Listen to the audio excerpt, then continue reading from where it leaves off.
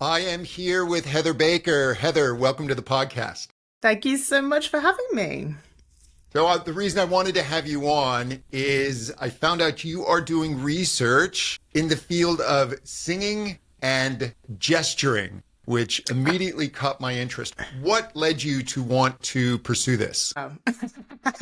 Lots of things, but I'm really fascinated with the neuro side of singing.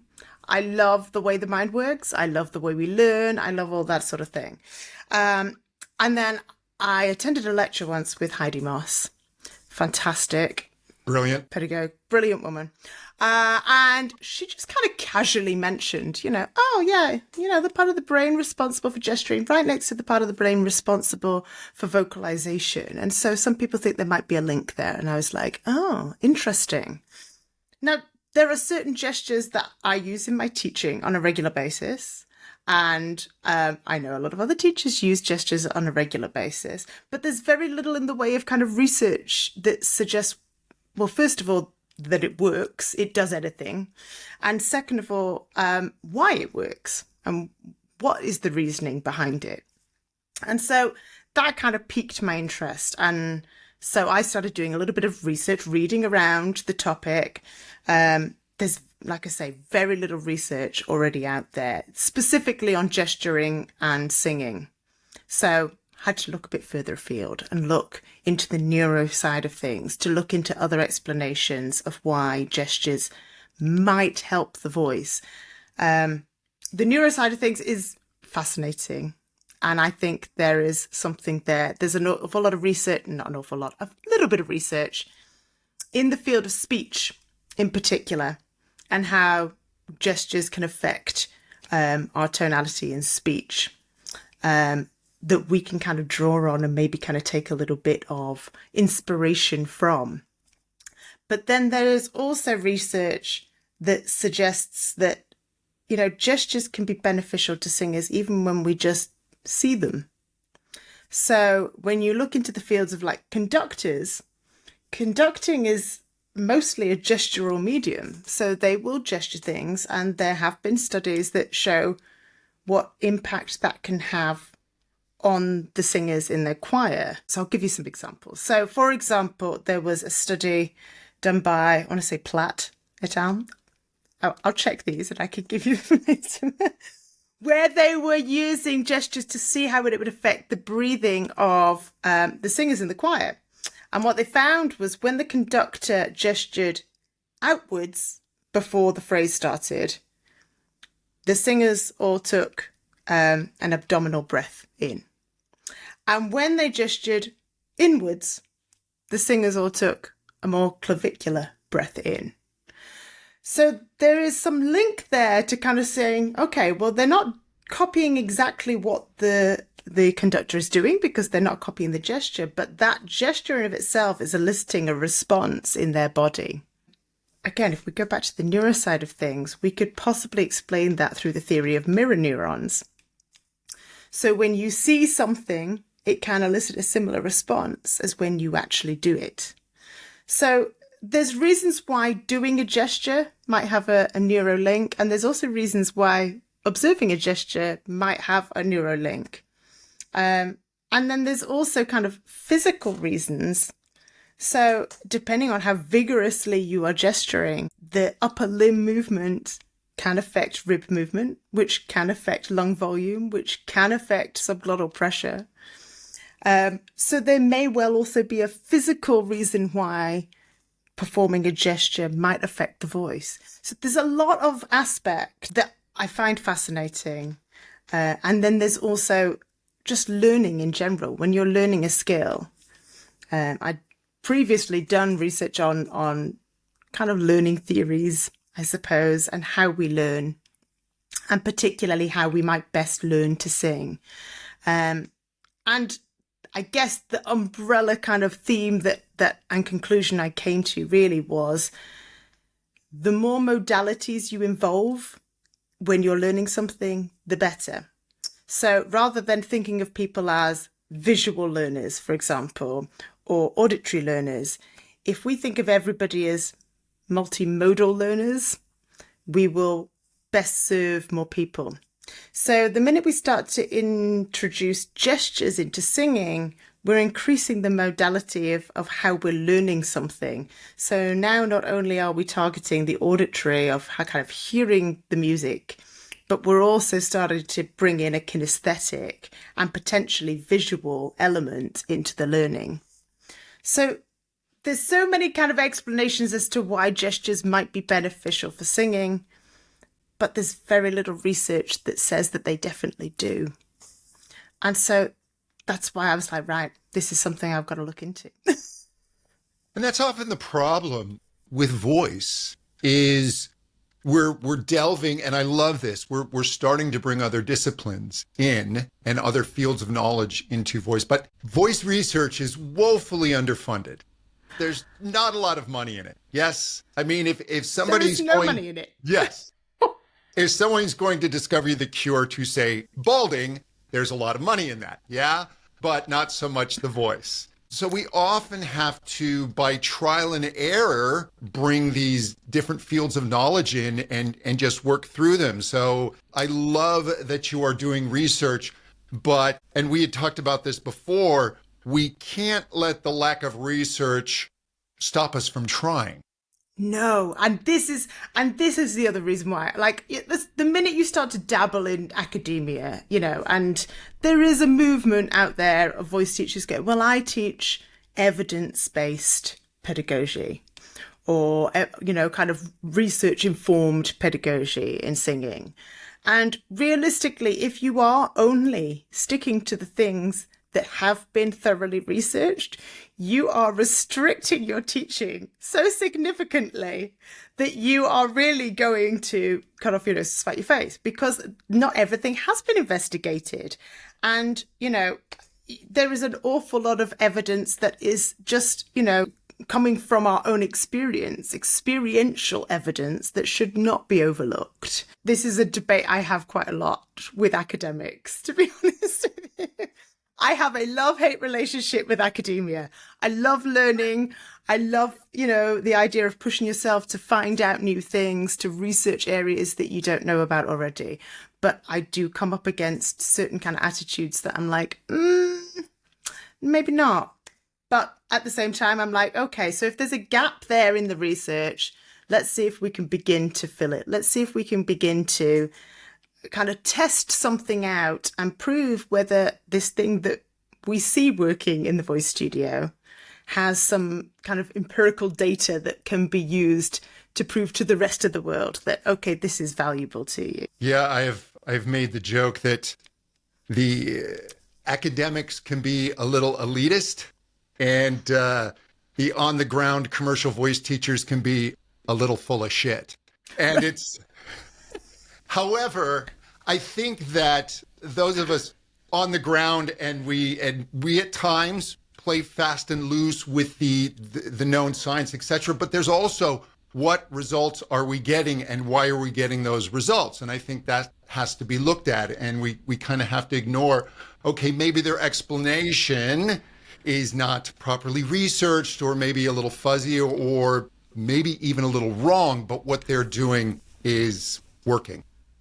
Absolutely. And actually, sometimes a very simplified explanation of something can be more powerful than a very well explained version of something. You start to look into that field of motor learning and how we learn stuff, and actually very kind of minute details of every muscle that's working, in a very accurate manner can actually be a disservice to somebody. And actually having a much more simplified, I suppose, imagery-based kind of explanation of what's going on can better serve the singer at times. And I was just going to say, gesture could also be interpreted as one of those slightly kind of metaphoric elements in teaching. And it's something that voice teachers use. There was a lady from Australia who did a survey of voice teachers in Australia and Germany, I think it was, to find out whether they were actually using gestures in the voice teaching studio. And I think it was like 98% of them said, yes, I do. I use gestures in the voice studio. for different reasons. So some people will gesture to explain kind of how the voice works. So one that I use an awful lot is I might talk about vocal cord closure by using my hands, opening and closing my hands to show here's the vocal cords opening and closing. So that sort of gesture is used an awful lot, but also gestures that create kind of musical responses. Do you want someone to be a bit more legato on that phrase? Do you want them to be a little bit staccato on it? Using the gestures to demonstrate how you might want somebody to sing is another way you can use gestures. But what I'm particularly interested in is how we might use gestures to directly influence how the voice functions. Can just one simple gesture be enough to inform the vocal cords to do something slightly different? I think so, because our connection to this instrument is quite mysterious. Mm-hmm. I've done the self-exercise where I'll just kind of take my thumb and fingers and just rub them together. And if you really focus on it, it's actually quite mysterious what's going on. And this is something we really have a tactile connection to, a direct connection to. And this is indirect. So to control these muscles and this whole system that we have to make minute adjustments to. I mean, the idea that I can take this and hit pitch somewhat accurately is amazing. It is, isn't it? Right. How do we do this? And I can't consciously think of my cricothyroid or any of this, the retinoid cartilages, and yet they're doing these amazing work. So gestures from the teacher, and also I just found the incredible wealth of self gestures. I've been working with Carrie Obert, and she's been helping me with this vocal tremor that's come up in my voice, and she will have me do things like hold my thumbs. And I will, and then I'll bring them together, get a little squeeze, and then really pull them apart. So I can really feel how I'm anchoring the vocal folds, and I can remind myself to override the body's natural urge to compensate for this tremor by squeezing. And I find this gesture, myself doing it, invaluable. That's brilliant. I love that. There was another study on conductors, actually, and they tested how much muscular action there was in several of the muscles in and around the voice.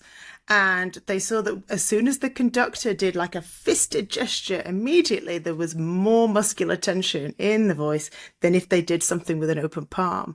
Just something as simple as that can elicit a muscular response. And that was just visually seeing that. So, the power of these images, not to mention, like you say, as soon as you do it yourself, you can create these links in the brain between what are my hands doing? Will my voice mimic the same thing? And also what radiates through the body fascia.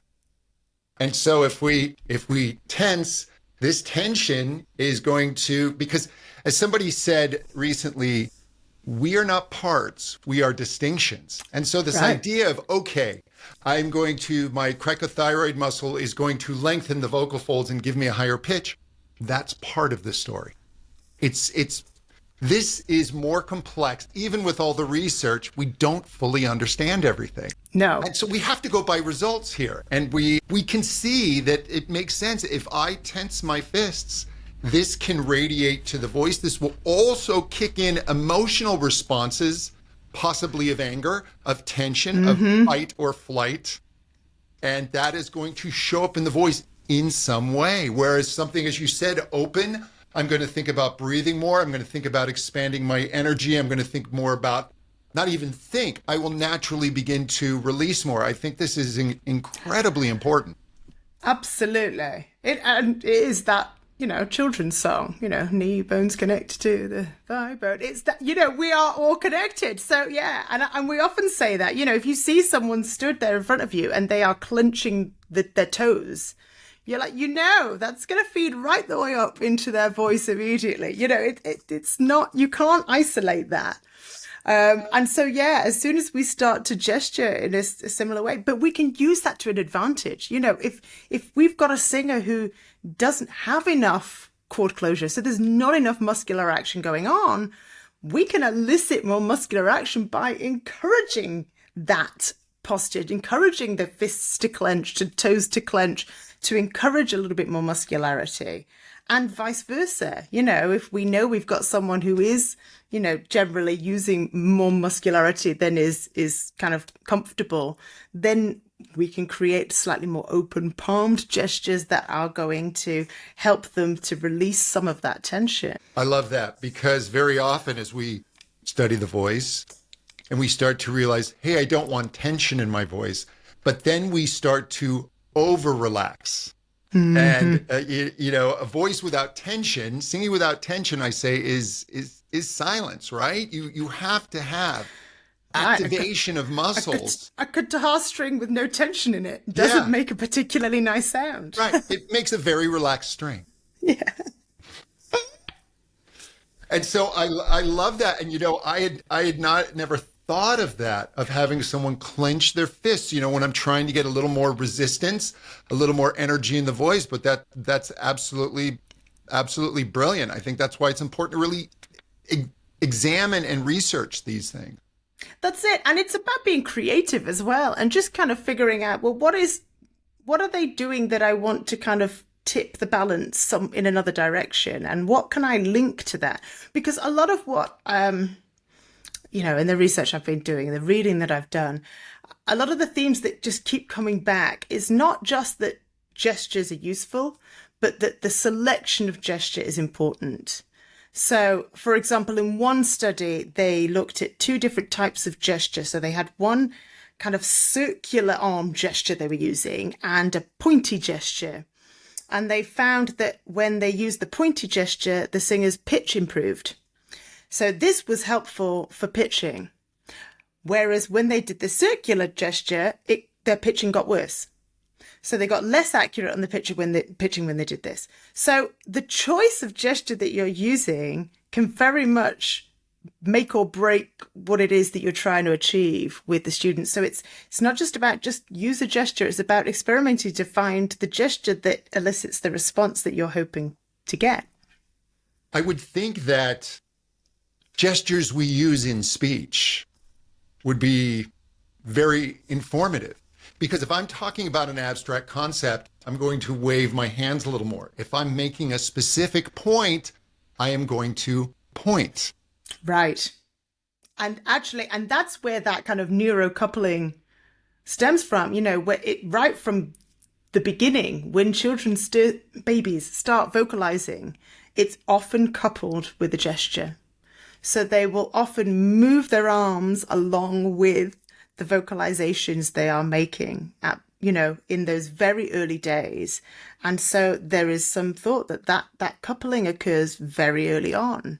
And even in kind of the history of the beginning of language in man in general, there are some thoughts that originally language was more of a gestural medium and the speech kind of came alongside it.